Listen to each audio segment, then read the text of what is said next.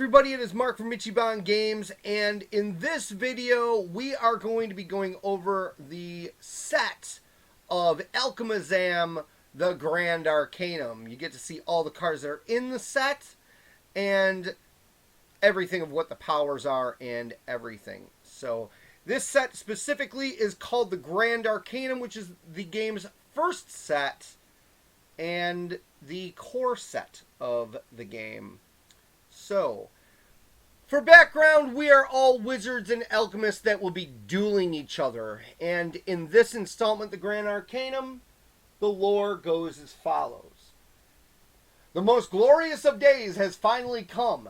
You, as well as many other wizards and alchemists who have traveled far and wide, have arrived at the kingdom of Sorcarion to compete in front of the overseeing leaders of the World Magic Council in the quinquennial tournament of skill and craft mastery, the Grand Arcanum.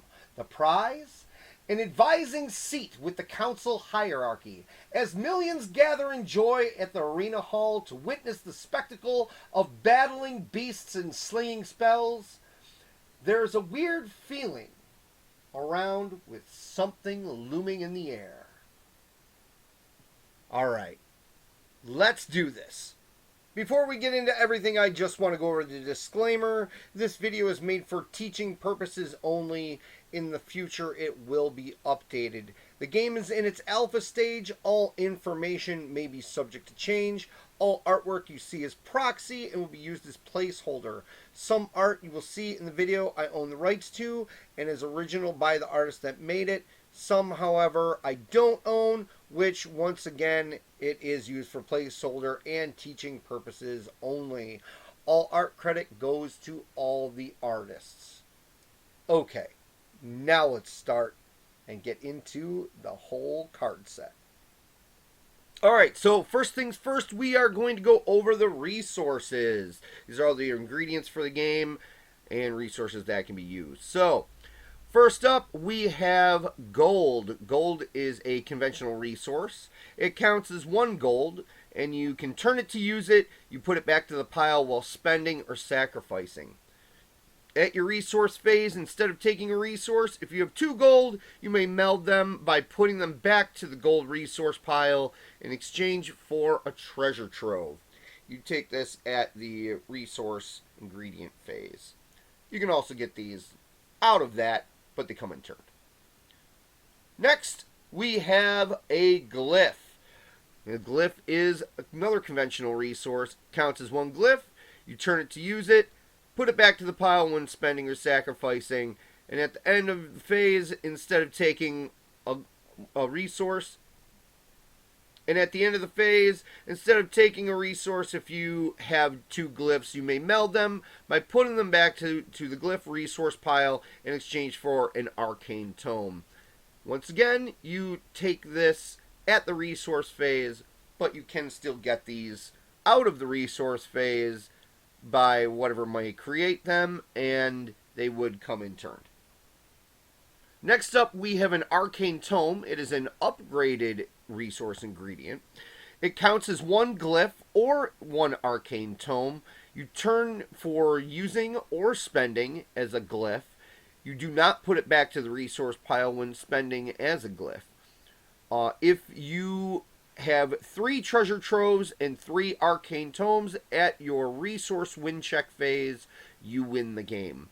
And you get this by melding 2 glyphs at the resource phase. Next up, we have a treasure trove. And that is another upgraded resource ingredient. It counts as 1 gold or 1 treasure trove. You turn it for using or spending as a gold. You do not put it back to the resource pile when spending as a gold. If you have 3 treasure troves and 3 Arcane Tomes at your resource win check phase, you win the game. And again, you meld 2 gold at your resource phase to create this.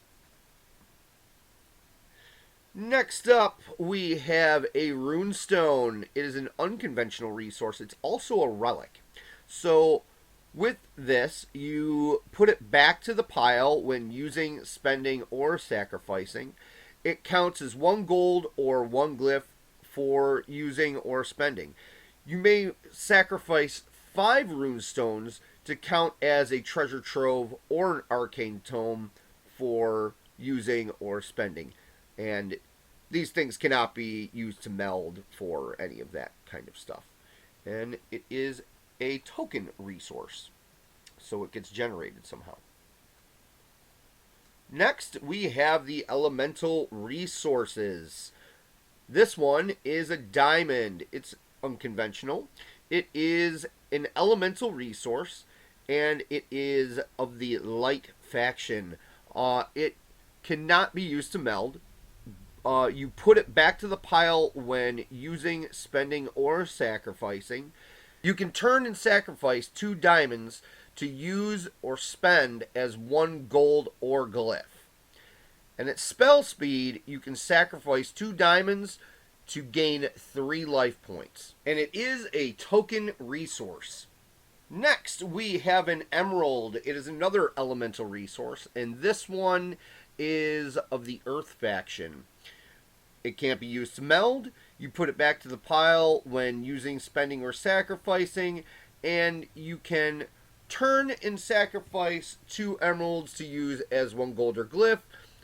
With spell speed, you can sacrifice 3 emeralds to put 2 different +1 counters on the status for attack, defense, or special defense on 1 target creature. And that is also a token resource.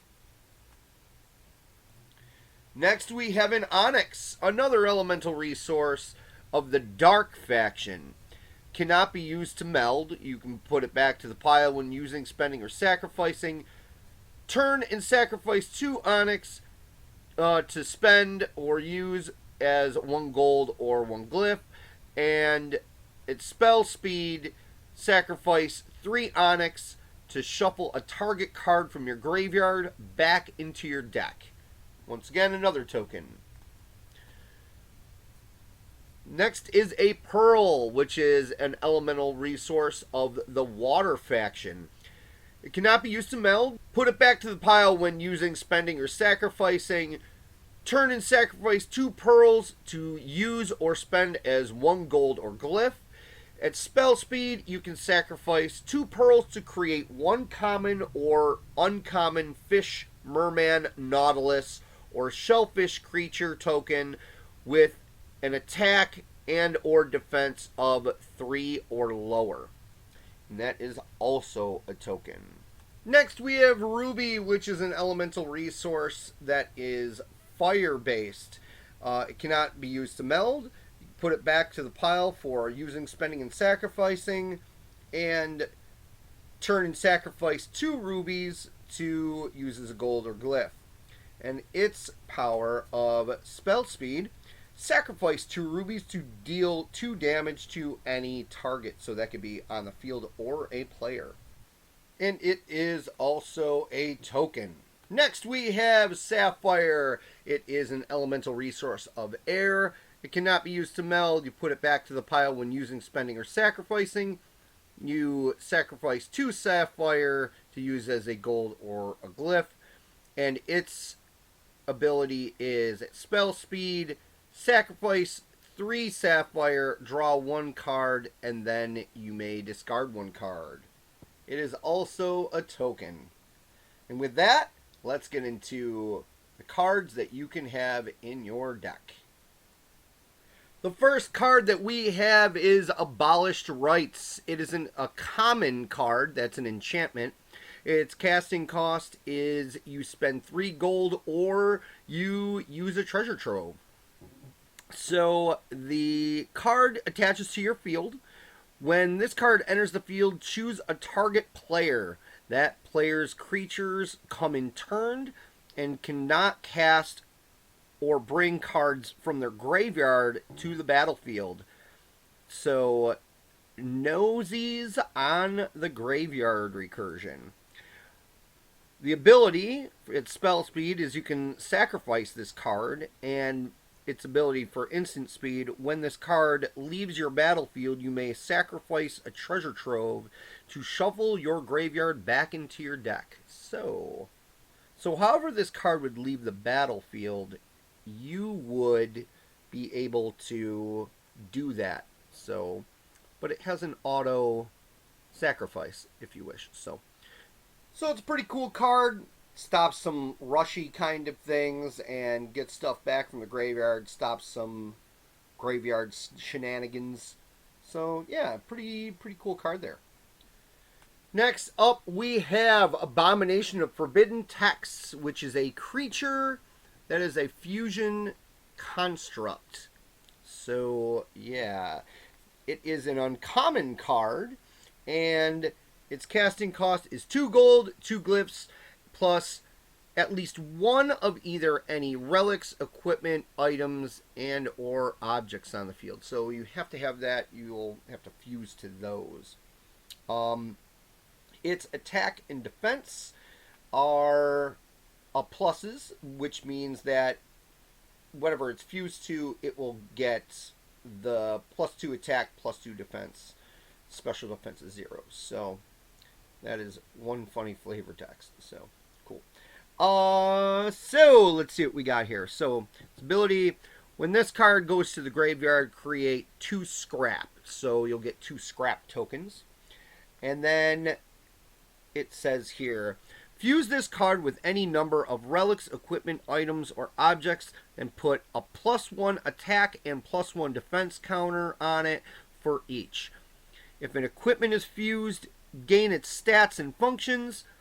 You can use fused ingredients as if they were on the field. For every point of damage this card takes, you lose 1 fused ingredient of your choice to your field turned and subtract 1 attack and 1 defense counter. This card can't attack or block if it's not fused and can't equip. And then it has a fusion ability where fusion spell speed, spend 1 gold and 1 glyph to fuse this card with any number of items, relics, equipment, or objects. So basically what's going on here is this card can go and when it comes out or when you do this ability can fuse to any cards that are there of, you know, non-creature cards or non-enchantments and things. And it can basically have all the powers and stuff that it would be, plus it would have +1 counters on it. So this could be a monstrous boy right here.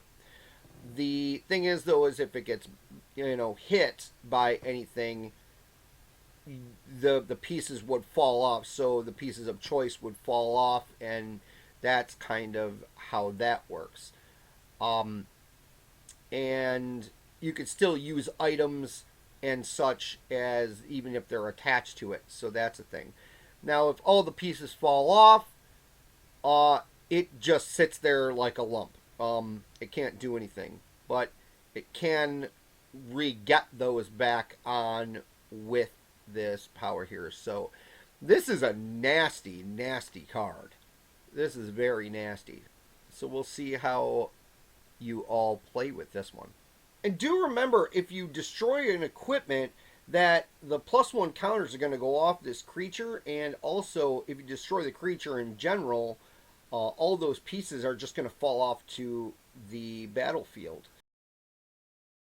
Next we have an instant that is a common. It is Absorption Shroud, which costs 2 gold and 2 glyphs.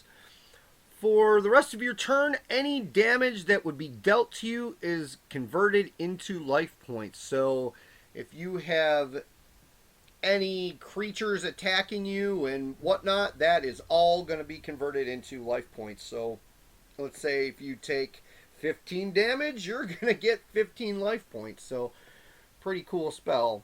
Hefty cost, though. So yeah. Next we have Accursed Behemoth of the Ancients. This is a common creature demon beast that is 6 gold and 6 glyphs to cast. But for every card in your graveyard, this card is 1 less gold or glyph to cast. but it costs at least 1 gold or glyph to cast. So it needs to at least be 1 gold and 1 glyph to at least put on the field. So it would be 2 resources, basically. Its attack is 8, and its defense is 6, and 0 special defense. So it has Pierce, Barrier of 4, and Poisonous units of 1. This card enters the field with an ailment of Stone. Its ability, when this card damages a player, they discard 1 card. Physical ability, instant. When this card is turned to flesh, destroy any 1 target card on an opponent's field. Another ability is its spell speed, and it's a dark ability. You can discard 4 cards in your hand to turn this card from stone to flesh. Then the ability that's instant, if damage is dealt to this card that would be fatal, sacrifice 6 life points to put it back to the full defense. Another physical ability that's instant speed is when damaged, this card deals 4 damage to a target card. So this monstrous beast here basically can hit through your defenses. It can block a lot of stuff, and it can poison you, but it comes into the field turned to stone. But if you get rid of cards out of your hand, basically it will come alive out of stone, and it will kill something. And then if it attacks and you block this thing, it will do 4 damage to just any thing that it wants to on the field. And if it was to possibly die, you can just use your life points to just make sure it won't die. But that'll cost you 6 life points. So yeah, that is insane, super strong, and it gets cheaper when you have stuff in your graveyard. So yeah, that's pretty awesome. Next card is Advantage Havoc.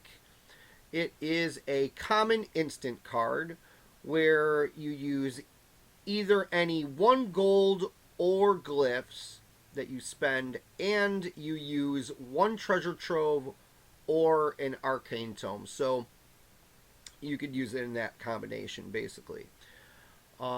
You will kill 1 target empowered creature, including hidden creatures. So this thing can target a hidden creature. Normally you wouldn't be able to do that. So this card lets you do that. It can kill any empowered creature. So it has to be flying, it has to be hidden, it has to be magical to do so.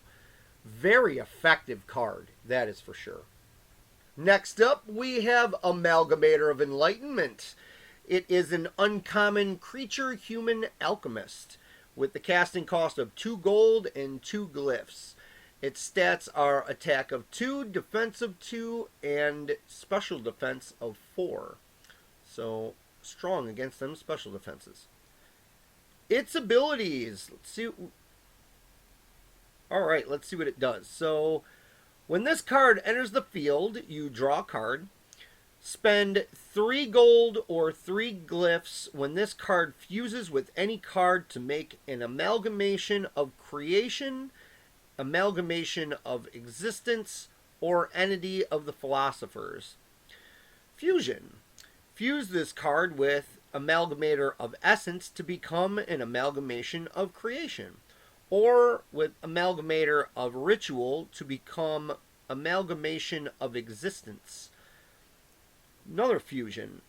Fuse this card with Amalgamation of Soul, or with both Amalgamators of Essence and Amalgamator of Ritual to become Entity of the Philosophers.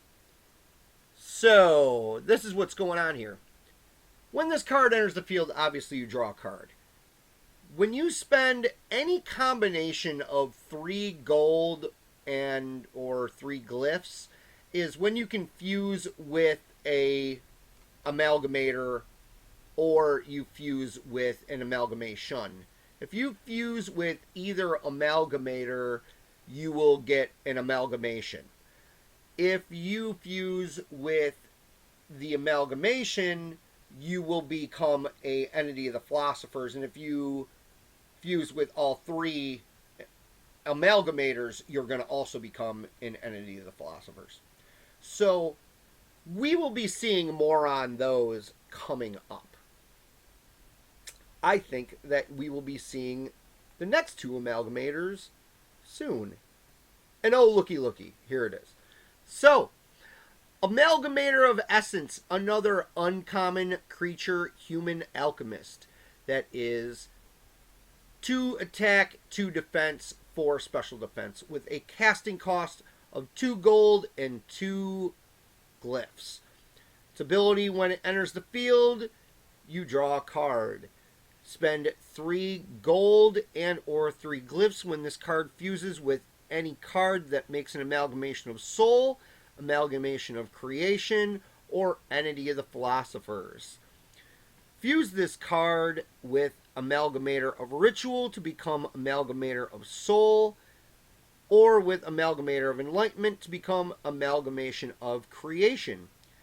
The other fusion, fuse this card with Amalgamator of Existence, or with both Amalgamator of Enlightenment and Amalgamator of Ritual to become Entity of the Philosophers. Next, we have the final Amalgamator, which is the Amalgamator of Ritual, which is an uncommon creature human alchemist with, again, attack of 2, defensive 2, special defense of 4, and the casting cost of 2 gold and 2 glyphs. When it enters the field, like the others, you draw a card and spend 3 gold and or glyphs when this card fuses with any card that makes an Amalgamator of Soul, Amalgamator of Existence, or Entity of the Philosophers. The fusion, like the others, fuse this card with Amalgamator of Essence to become Amalgamation of Soul, and Amalgamator of Enlightenment to become Amalgamation of Existence. And you can fuse this card with Amalgamation of Creation, or with both other Amalgamators to become Entity of the Philosophers. So, and when you fuse these all together, you're fusing with one, you pay 3. If you're fusing with both, you pay 6. So that's how these go. And yeah, so you get to make some pretty cool fusion creatures out of these. But we'll see more on those soon. Next up, we have Angelic Warrior, which is a common creature, Angel Warrior Light faction creature. It has a casting cost of 1 gold and 4 glyphs, and an attack of 3, defense of 4, and special defense of 0. It's empowered by flight. When attacking on the ground, Angelic Warrior gets an extra 1 attack and 1 defense. Its magic ability is when Angelic Warrior enters the battlefield, you may flick 1 target creature back to their owner's hand, and then its other magic ability at spell speed, spend 3 glyphs to make a target creature spellproof until the end of turn. So, this creature can fly. If it's on the ground, it is stronger, and when it enters, you can shoot a card back to somebody's hand and also have some spellproof on some creatures if you need it. So, nice little versatile card right there. Next, we have Animated Monolith. This is an ultra rare card that is a creature that is a giant elemental construct, which is also of the Earth faction.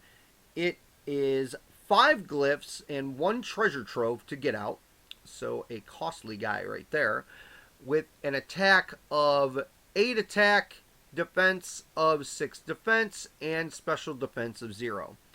This card cannot be multi-blocked. It can block flying empowered creatures, and for its ability at spell speed. When this card attacks, you may spend 3 gold and 3 glyphs to target attack all non-empowered and flying creatures an opponent controls, each for animated monolith's full attack. To kill this card when this ability has happened, a singular must deal combat damage equal to or higher than its defense, not collectively. If animated monolith survives, it is incapacitated in your next turn. So, what's going on here? Basically, this creature can't be blocked by multi-blocking. So you can't go and, basically do that. And it can go in and block flying and power creatures because since it's a giant, it's a big boy. So when this thing attacks, when you go to combat, basically you can spend 3 gold and 3 glyphs, which is a lot, but you can have this target attack basically almost everything for its full attack power, and the only way that this thing will get killed by a creature is basically in the one-on-one fight itself with that creature. So it needs to be something that is going to knock 6 defense out, and it will still hit every creature on the field with this. So basically it will wipe a lot of creatures out, and possibly you will wipe this creature out, but it will knock a lot of things and you will do a lot of stuff. So, but it could also just crush the opponent as well. So that is a nuts card. It definitely is incapacitated next turn though, so it can't do anything. But yeah, that's wild. So next we have Aqua Shifter, which is a rare creature elemental water faction creature. This has a casting cost of 1 treasure trove and 1 arcane tome. And its attack is 5 and its defense is 5, where its special defense is 0. It says Aqua Shifter enters the field in liquid or solid form. This is Aqua Shifter's liquid form. When in liquid form, it has the empowerment of magic, which is constant. When in solid form, it has stats of attack 8, defense 8, and special defense 0, and it can't be stunned. Morph ability, at spell speed, spend 2 gold. Aqua Shifter morphs into Aqua Shifter's solid form. So it could shift there and it could shift back, and look at that really cool flavor text of just be happy it doesn't have a gaseous form. Next we have another creature card, which is Arachnid, which is a common creature that is a spider with 3 attack, 3 defense, and 0 special defense, costing a casting cost of 1 treasure trove to get out. This card blocks flying empowered creatures, is resistant to the fire faction, and cannot be flicked by an opponent. Its physical ability, which is at spell speed, spend 3 glyphs and turn this card to create a web token with stats of 0 attack, 3 defense, 0 special defense, and attach it to a target creature. So what's the card doing? It is a thing that helps you defend against a lot of stuff by making sure it can block flying creatures and it being resistant to the fire faction, and it can't be flicked. So that's really cool that it will be a good staple for the field. The thing it makes, being the web, basically will ensnare creatures, so there will be a token and you will see more on that coming up. So yeah, it is a good creature for sure. Next we have Archbishop of the Fang, which is a common creature that is a vampire cleric with the casting cost of 2 glyphs and 1 treasure trove. It's got 3 attack, 3 defense, and 0 special defense.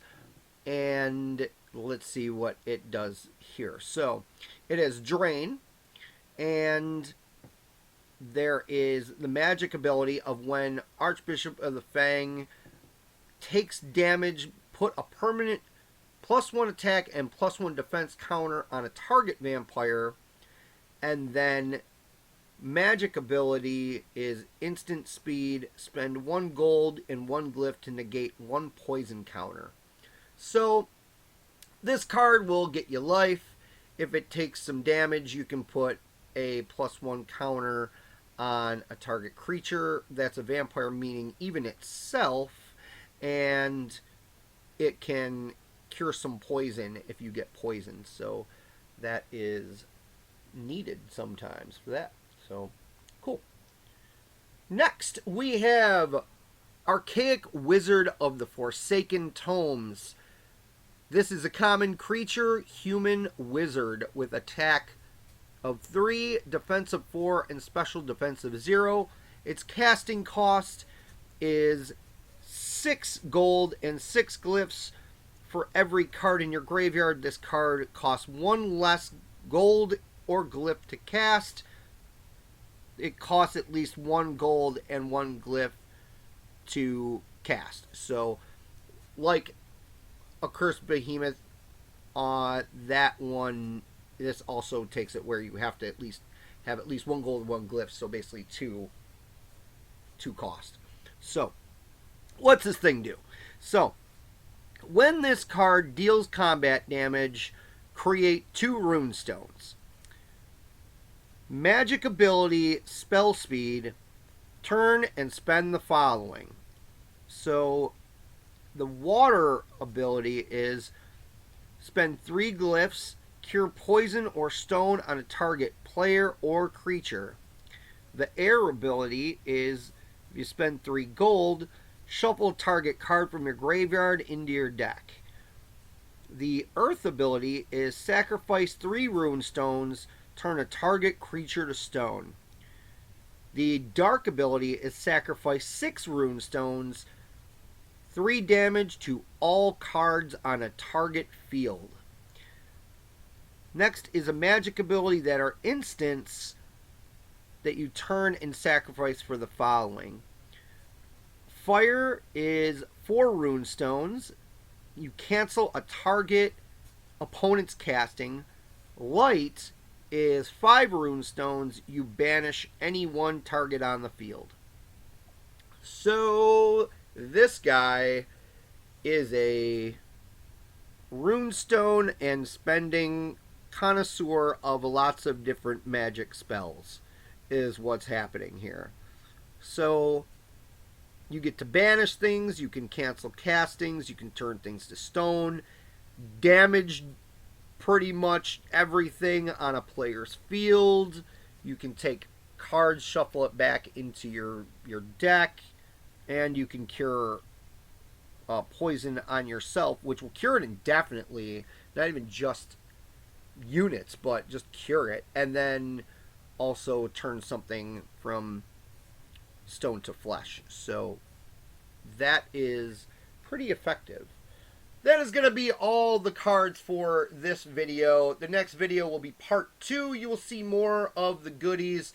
And remember, game rules and card database you can find on the Google Drive. You can play the game on Untap.in and Tabletop Simulator.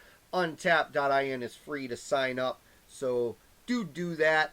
And join that Discord. You can meet others to play with.